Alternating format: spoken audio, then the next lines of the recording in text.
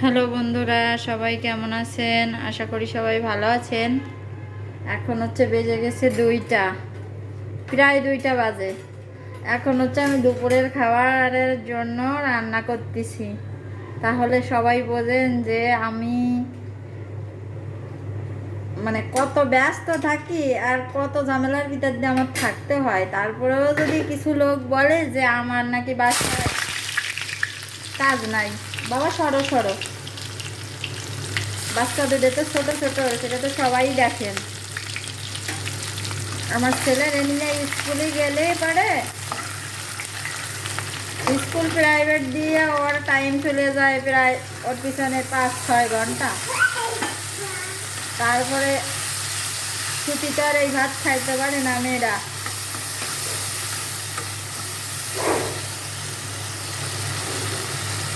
এক এক করে সব মশলা দিয়ে দেবো। এখন মশলাটা কষানো হয়ে গেছে।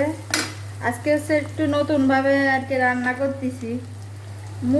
আমার মুখে কিছুই ভালো লাগে না, কিছুই ভালো লাগে না। কি যে একটা সমস্যায় পড়ছি। সাথে যে ভাবছিলাম যে এই মাছ রান্না করবো, কিন্তু এই মাছে দেখলাম যে 3টে পটল আছে, ওই পটল 3টে দিয়ে দিই। শুধু মাছ, আজকে একদম তরকারি নাই। স্কুলে যাওয়ার সময় চেকও করা হয় নাই। এইগুলা দিয়ে একটু হালকা পাতলা ভিতর ঝোলের মতন করবো।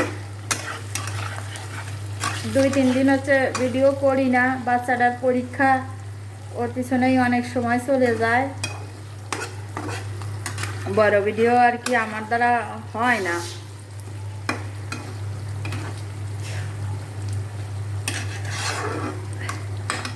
একটু কষাই কষাই মাছটারে, তারপরে একটু হালকা জল দিয়ে দেবানি।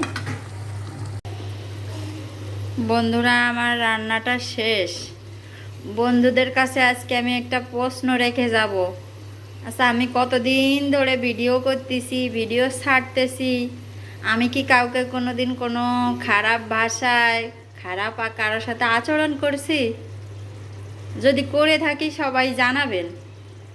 এখন আমারে কেন আপনারা খারাপ খারাপ কমেন্ট করেন, আমার সাথে খারাপ কেন আচরণ করেন? এই জন্য সবাই বলে যে পেজ খুলতে হয়, প্রোফাইল খুলতে হয়, নতুন করে খুলতে হয়। এই পেজের ভিতর আত্মীয় স্বজনরা কেউ রাখতে হয় না। আত্মীয় স্বজনরা ওরকমই করে।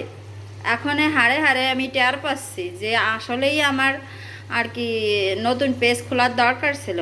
পেজটা অবশ্য আমি এইটা আর কি অন করি নাই, অন করছে আমার স্বামী। এখন আমি ভাবছি এটাই আর কি কাজ ছেড়ে দেব। যতই আমার সেটআপ আসুক না কেন, আমি এটা থেকে কাজ করা বন্ধ দেব। পুরো যদি আবার করি, তাহলে নতুন একটা আমি প্রোফাইল খুলবো, পেজ খুলবো।